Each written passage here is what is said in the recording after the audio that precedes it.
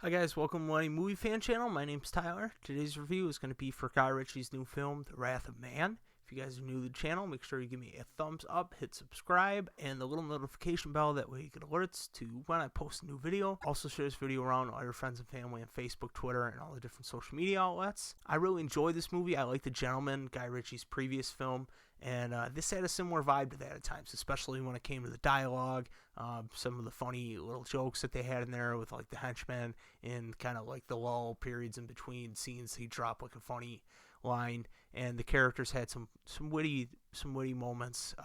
He also did a thing where he kind of just walked back what was going on, and you see that characters that are kind of the main characters were in the original opening shots that you thought were just kind of nobody scenes. They were all like there in the background. I kind of like that story element. The plot of this film is in the vein of a Grand Theft Auto heist, and it really felt like that. If you guys have played Grand Theft Auto 5, it feels like, okay, we're setting this up, and now we're getting down together in this like hideout, and we're planning out on like a board what we're gonna do, and then we'll rob them, and then this will happen, and then the cops will get here at this time. And it really felt like GTA. If you guys are big gamers, if you're not, then you have no idea what I'm talking about. But it was a great heist movie. You'll know what I say when I say that, because there's been some great ones.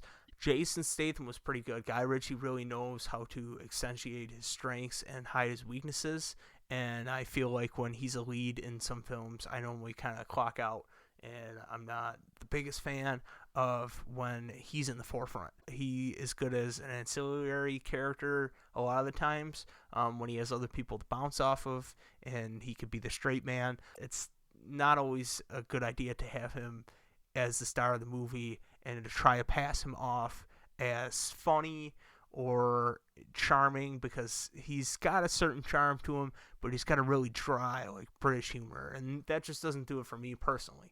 And I know a lot of people like that, but he was really good, and I enjoyed this movie. I thought some of the action that he got to be involved in was good. Jeffrey Donovan, the Burn Notice guy, he was great, like villain. Andy Garcia is in this movie. He was probably like in it for a hot minute, and his character really didn't make any kind of impact. He probably got like 5% of whatever the budget of the movie is. I don't know if it was worth it to pay that guy to have that role. It's cool that they got him, and it was good to see him in a movie. He's great. I had nothing bad to say about him, but that role was nothing. He said a couple lines. Like, I think I could have played that role. But Scott Eastwood, his performance left some to be desired too, because I don't know what it is. He's just not intimidating like his father. And when he plays roles where he's like got a gun at you, I'm like, you're not gonna shoot that guy. Your dad would have shot him. You're not gonna shoot him. And I don't know if it's his face or what, or his voice. I don't know. Something, it screams like you're not a badass.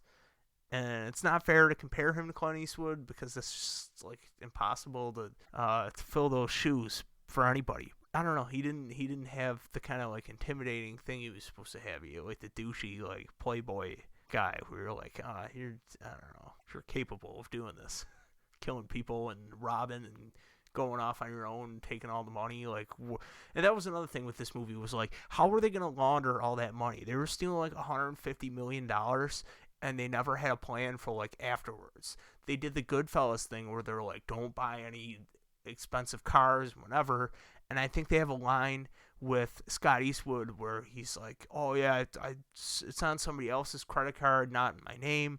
I don't know if that's a way to launder money. I feel like it's always like, okay, you got to take it, and like, I don't know. I'm trying to think of Ozark and how they do it. But I was like, how are they going to run away with that much money? And it's not going to be ink bagged. It's not going to have serial code numbers on it where they're going to track them and figure out where they are. They can't just put it in the bank. So I'm like, what are they going to do with this money? And I guess that's not important when you just like when the guns start firing off. But you get into the action, you kind of just shut your brain off. You didn't have to do that too much with this one. It really kept you enthralled in it, and there was a lot of realism to what was happening. You could see that this would be a thing that, you know, could happen in real life, so there wasn't too many giant leaps that you had to take. I really enjoyed this movie, though. I'm glad Guy Ritchie was able to rebound after that Charlie Hunnam King Arthur movie that was kind of a wet fart.